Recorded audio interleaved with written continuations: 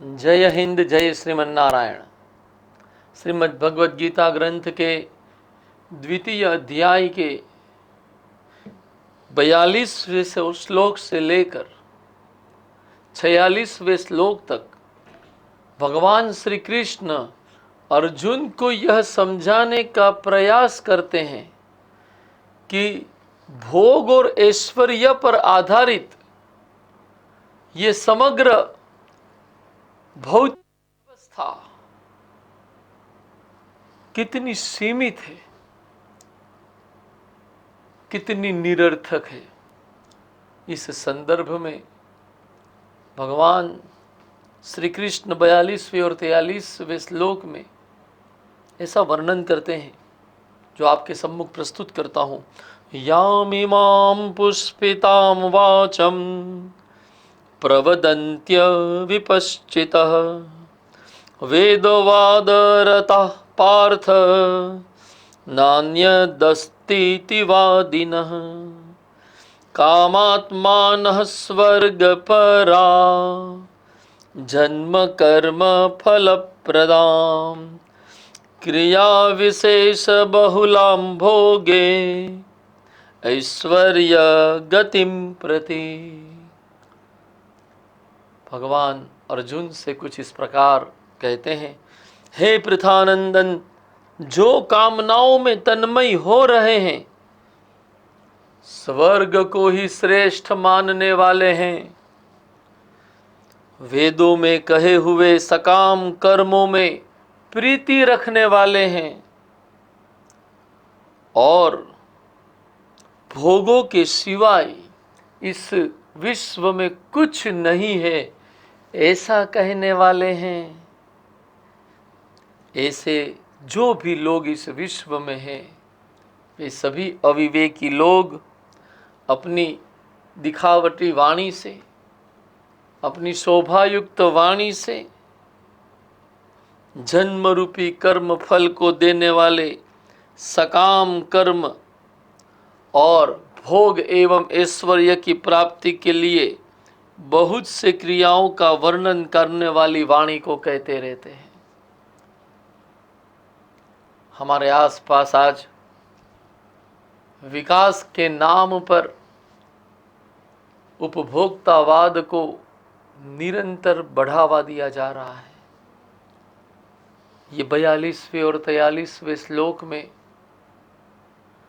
विकास के नाम पर जिस वाणी को आगे से आगे कहा जा रहा है उसी वाणी का वर्णन किया गया है।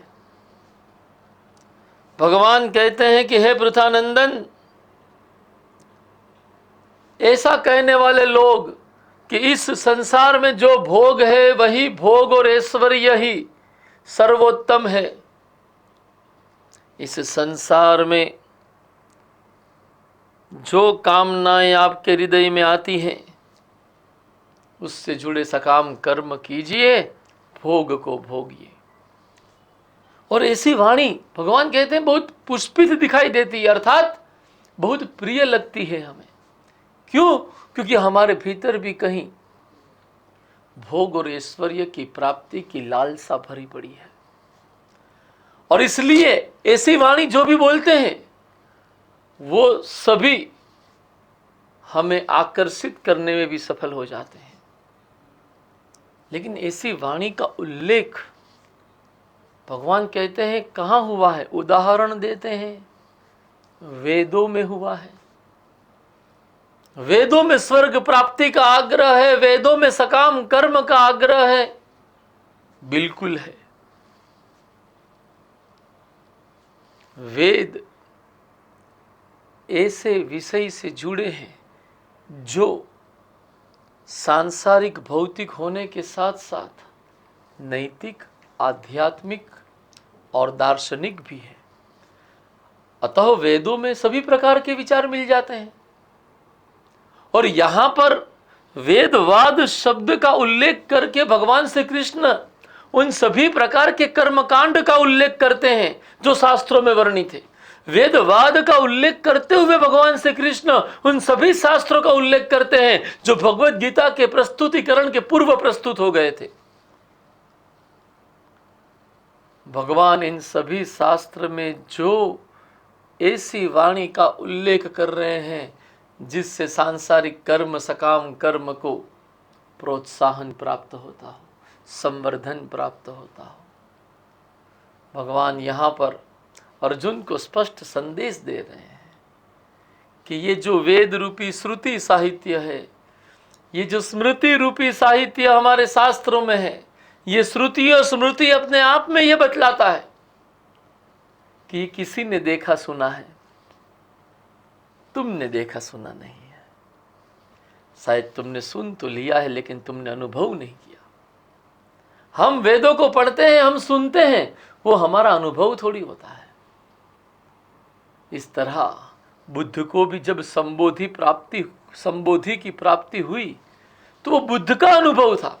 संबोधि में बुद्ध ने यह जाना कि इस संसार की सभी समस्याओं का समाधान तेरे भीतर है, तू उसे वहीं ढूंढ। मैंने यह संबोधि का यह कथन आज से 25-27 साल पहले ही सुन लिया था, लेकिन अभी तक मैं संसार में बाहर ही समस्याओं का समाधान ढूंढ रहा हूं। क्यों? क्योंकि वो बुद्ध ने कहा है, बुद्ध से मैंने पढ़ा या सुना है, मेरा स्वयं का अनुभव नहीं है। और जो हमारा स्वयं का अनुभव नहीं है वो वास्तविक ज्ञान बन नहीं पाता। हाँ, किसी से सुनी हुई बात के आधार पर वास्तविक ज्ञान की दिशा में आगे बढ़ना संभव अवश्य होता है। और भगवान यहाँ पर यही कह रहे हैं कि हे अर्जुन, ऐसी वाणी जो लोग बोलते हैं भोग और ऐश्वर्य, जो कामनाओं से प्रेरित कर्म की ओर हमें ले जाती है, और ऐसे कामनाओं के से प्रेरित कर्म करके हम क्या प्राप्त करते हैं? दो चीजें प्राप्त करते हैं। एक तो कर्म फल के रूप में हमें पुनः जन्म लेना पड़ेगा और जन्म मृत्यु के चक्र में हम फंसे रहेंगे। और दूसरा, ऐसे सकाम कर्म से हम दूसरी चीज क्या प्राप्त करते हैं? भोग और ऐश्वर्य प्राप्त करते हैं। यहाँ पर भोग और ऐश्वर्य की भी व्याख्या परम पूज्य राम सुखदास जी महाराज जो प्रस्तुत करते हैं वो मैं आपके सम्मुख प्रस्तुत करना चाहूँगा। राम सुखदास जी महाराज कहते हैं, भोग का तात्पर्य है रूप, रस, गंध, शब्द और स्पर्श से जितने भी सुख मिल सकते हैं वे सभी भोग हैं। अच्छा, इस भोग का हम अंग्रेजी शब्द ढूंढने चले तो प्लेजर शब्द हमारे सामने आता है। जो इंद्रिय सुख से जुड़ा हुआ सुख है वह भोग है, जिसके हमने 5 स्वरूप देखे: रूप, रस, गंध, शब्द और स्पर्श। और इस तरह के भोग को हम प्राप्त करते चले जाएं। इसके लिए हम क्या करते हैं? धन को इकट्ठा करते हैं। मनी चाहिए, अपना सपना मनी मनी जैसे फिल्म आती रहती है, हमें उलझाती रहती है कि हम हमारे सकाम कर्मों को और बढ़ाते चले जाए, कामनाओं को और बढ़ाते चले जाए, और पैसे, रुपये, सोना, चांदी, बंगला, गाड़ी, जमीन, ये सारी चीजें हम इकट्ठा करके बैठे हैं ना, वही हमारा ऐश्वर्य है।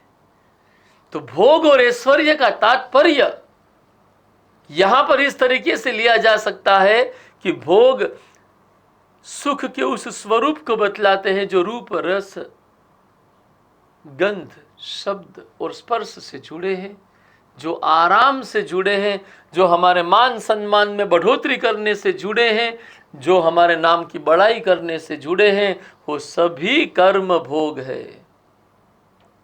और इसके संबंध में हमने जो साधन जुटा रखे हैं, गाड़ी, बंगला, फैसिलिटीज, वो सभी ऐश्वर्य है। भगवान कहते हैं कि ऐसी जो सकाम कर्म वाले जो कर्म होते हैं, वो कर्म से हमें या तो भोग और ऐश्वर्य मिलेगा और इसके साथ साथ जन्म और मृत्यु का बंधन प्राप्त होगा। भगवान आगे 44वें श्लोक में ये कहते हैं कि भोगैश्वर्य प्रसक्तानां तयापहरत चेतसां व्यवसायात्मिका बुद्धि समाधौ न विधीयते। इसका अनुवाद परम पूज्य राम सुखदास जी महाराज 44वें श्लोक का इस प्रकार करते हैं: उस पुष्पित वाणी से जिसका अंतःकरण हर लिया गया है, अर्थात भोगों की तरफ खींच गया है और भोग तथा ऐश्वर्य में अत्यंत आसक्त है, उस मनुष्य की परमात्मा में एक निश्चय वाली बुद्धि नहीं होती। मैंने कहा अभी हमारे आसपास विकास के नाम पर इस तरह के भोग और ऐश्वर्य का एक जाल बुन दिया गया है, और हम कुछ इस प्रकार के बन गए हैं कि कोई हमारे सामने परमात्मा तत्व, आत्म तत्व की बात करता है तो हमें कुछ इंटरेस्ट ही नहीं पड़ता। एक तो हमारा अनुभव नहीं, जो बात करता है वो बात शास्त्रों से सुनकर की जा रही। जैसे मैं भगवत गीता आपके सम्मुख प्रस्तुत कर रहा हूं, तो ये भगवत गीता की यह बात भी आपके अनुभव का विषय अभी तक बनी नहीं बनी मुझे नहीं पता, लेकिन अभी आप सुन रहे हैं, और जो आप सुन रहे हैं उस समय आप में से कई लोग ऐसे हो सकते हैं जो इस भौतिक सुख सुविधा भोग ऐश्वर्य के प्रति आसक्त हो चुके हैं। Social media, Bollywood, Hollywood, Kollywood, Tollywood, ये सभी हमें कामनाओं की ओर खींचे जा रहे हैं। एक से बढ़कर एक कामना, एक से बढ़कर एक कामना। हमने पिछले व्याख्यान में भी बात की कि अल्टो ली है तो कामना हो जाएगी, मारुति अल्टो के स्थान पर अब मारुति डिजायर खरीद ले, मारुति डिजायर खरीदी है तो अब कामना हो जाएगी अब क्रेटा खरीद ले, क्रेटा खरीदी है तो अब कामना हो जाएगी कि हम मर्सिडीज फॉर्च्यूनर खरीद ले। बढ़ती चली जा रही है, और इसी को उपभोक्तावाद कहकर हम लोग विकास के नाम पर आगे बढ़ने का प्रयास कर रहे हैं। कुछ लोग इस विकास को विपत्ति कहते हुए ऐसा भी विचार प्रस्तुत करते हैं कि इस विकास से पर्यावरण विनष्ट हो गया है। मैं इस पर्यावरण के विनष्ट होने के सत्य को स्वीकार करते हुए एक और बात जोड़ना चाहूंगा कि विकास के इस उपभोक्तावाद के फलस्वरूप व्यक्ति स्वयं से दूर हो चुका है। व्यक्ति प्लेजर तो प्राप्त कर रहा है, व्यक्ति सुख और भोग तो प्राप्त कर रहा है, किंतु व्यक्ति आनंद से वंचित होता जा रहा है। व्यक्ति का जीवन स्तर तो ऊंचे गया है, लेकिन उस जीवन स्तर में व्यक्ति के जीवन का संतोष नहीं बढ़ा है। जितना जीवन स्तर ऊंचा गया उतनी लालच भी ऊंची गई, जितनी लालच ऊंची गई उतना असंतोष भी बढ़ता चला गया, जितना असंतोष बढ़ता चला गया उतना ही और अधिक लाभ और अधिक भोग के प्रति आकर्षण बढ़ता चला गया। कहते हैं हम विकास की ओर हैं, बिल्कुल। जहां तक सवाल भोग और ऐश्वर्य का है हम विकास की ओर है, लेकिन जहां तक सवाल निज आनंद, निज के संतोष, निज की शांति का है, हम दूर हो रहे हैं, और इस संदर्भ में हम पतन की अवस्था की ओर जा रहे हैं। पतन पर्यावरण का, पतन निजता का, पतन निजानंद का हो रहा है। और जो इस विकास की प्रक्रिया में उपभोक्तावाद से जुड़ता चला गया उसका भोग ऐश्वर्य बढ़ता गया, किंतु शांति, संतोष और प्रसन्नता घटती गई है। यह जो मैं कह रहा हूँ ये 99% मामले में सत्य होगा। शायद 1% इसमें मैं गलत भी हो सकता हूँ, लेकिन यह सत्य ऐसा है जो समाज के अधिकांश वर्ग को सम्मिलित कर लेता है। पतन दो तरफ है, एक स्वयं की शांति, प्रसन्नता और आनंद का पतन, पर्यावरण और प्रकृति, दूसरा पर्यावरण और प्रकृति का पतन। और विकास क्या हो रहा है? विकास भोग और सुविधाओं का हो रहा है। क्या इसे हम सर्वांगी विकास कह सकते हैं? क्या यही होलिस्टिक डेवलपमेंट है, ऐसा दावा किया जा सकता है? शायद नहीं। भगवान यहाँ पर कहते हैं कि एक निश्चय वाली बुद्धि जब आत्म तत्व को चिन्हित करने से जुड़ी हो जाएगी आपकी बुद्धि, तो उस बुद्धि से आप एक लक्ष्य की ओर आगे बढ़ेंगे।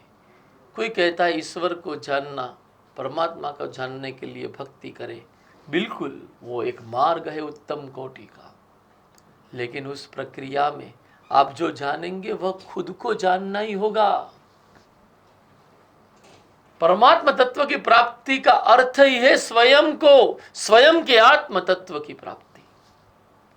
और भगवान कहते हैं जो व्यवसायत्मिका बुद्धि है वो उस प्राप्ति पर केंद्रित होती है, और इसलिए उस बुद्धि में यह सब शामिल हो जाता है जो ये भोग ऐश्वर्य से जुड़ी बातें हैं।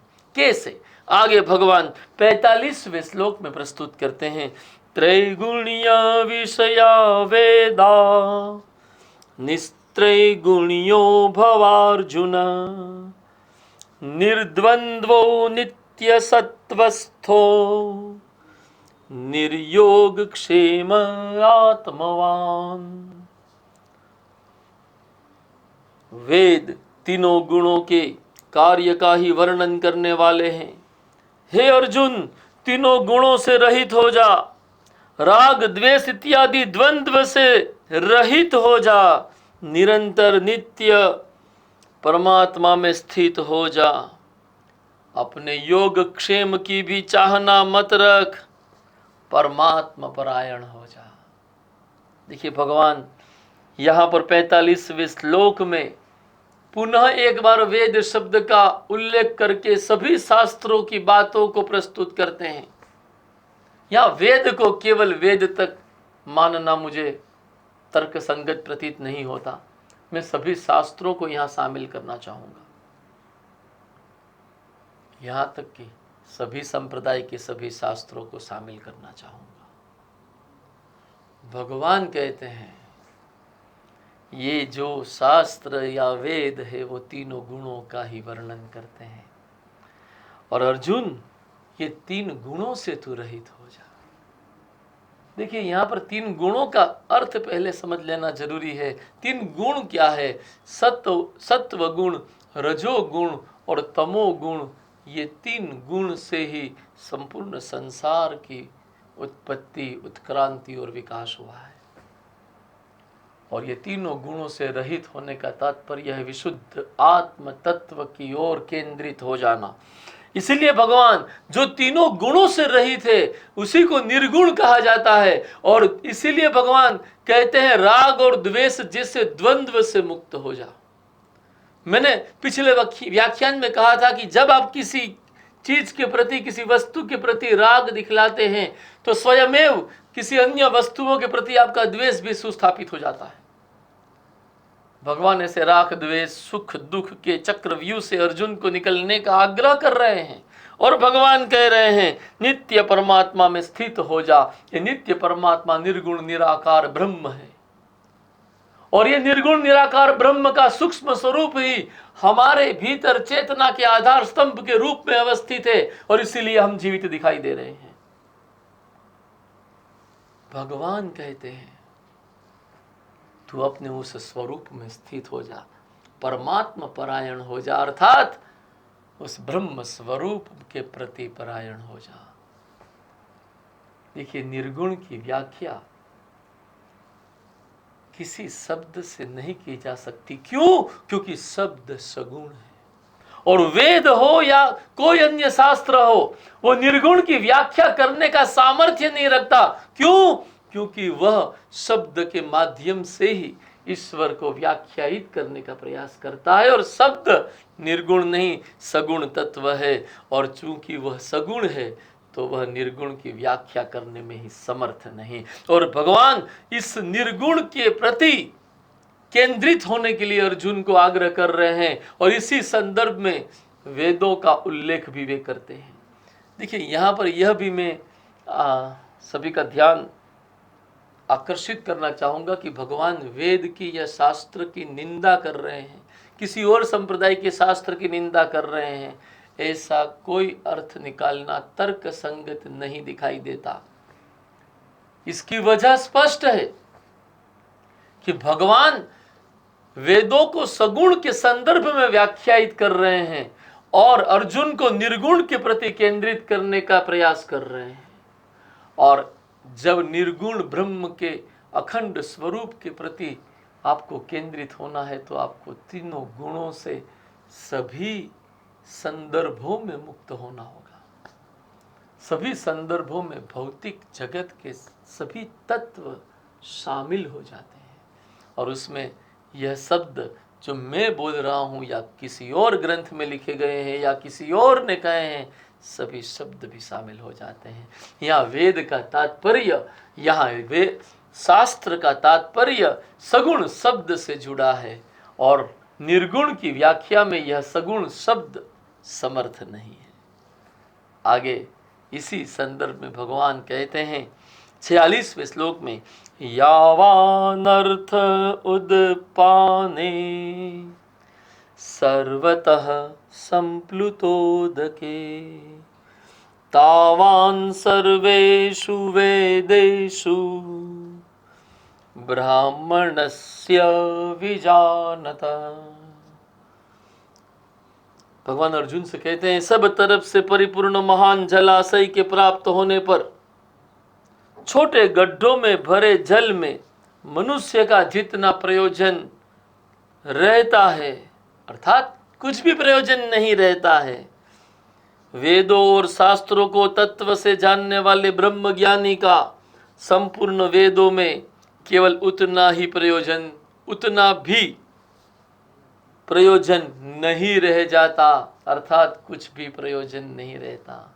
वेदों को पढ़ने का प्रयोजन अर्थात उद्देश्य, हमारा पर्पस क्या है? हमारा पर्पस आत्म कल्याण है और वेदों के माध्यम से जो आत्म कल्याण सुनिश्चित होगा उसकी तुलना यहां पर गड्ढों के साथ की गई है। और जो आत्म ज्ञान के माध्यम से, आत्म अनुभव के माध्यम से जब अपने स्वरूप का संपूर्ण ज्ञान हो जाएगा तो वो तो एक महासागर की प्राप्ति की समान है। और जिसके पास ऐसा महासागर आ गया है वो ऐसे छोटे छोटे गड्ढों में क्यों इंटरेस्ट लेगा? उसका कोई प्रयोजन नहीं रह जाएगा कि वो उसमें इंटरेस्ट ले।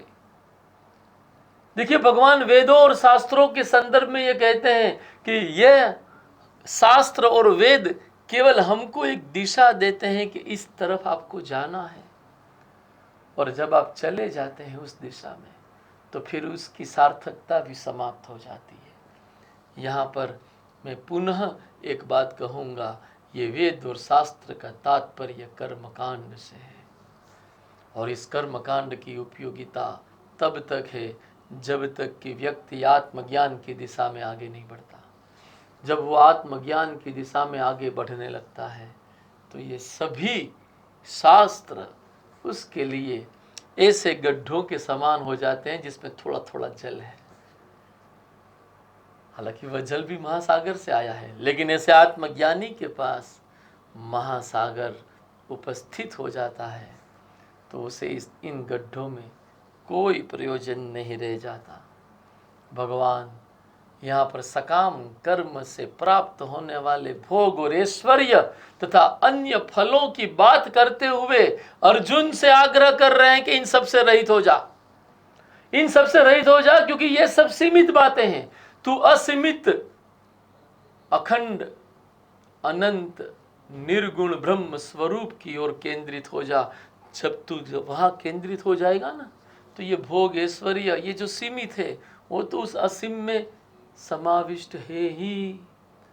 तो उन गड्ढों में तेरा कोई प्रयोजन रहेगा नहीं जिसमें थोड़ा थोड़ा जल भरा है। उन कुओं में तेरा कोई प्रयोजन रहेगा नहीं जिसमें थोड़ा सा जल भरा है। तुझे महासागर हासिल हो जाएगा।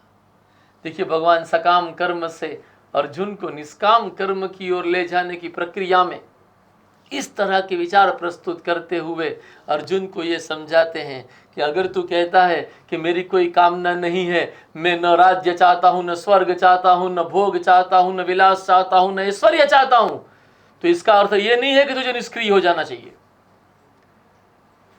तेरा कर्म तेरी कामना से ही उत्पन्न हो ऐसा जरूरी नहीं। कामना के स्थान पर कर्तव्य की ओर ध्यान देना आवश्यक है और ऐसे निष्काम कर्म की ओर ध्यान देना आवश्यक है जो निष्काम कर्म तुझे कर्म के बंधनों से मुक्त कर देंगे। और इसलिए तेरा पाप से डरना भी निरर्थक है कि ऐसे कर्म करूंगा, युद्ध करूंगा तो पाप लगेगा।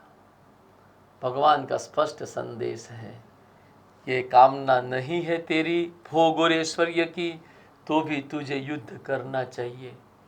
क्यों?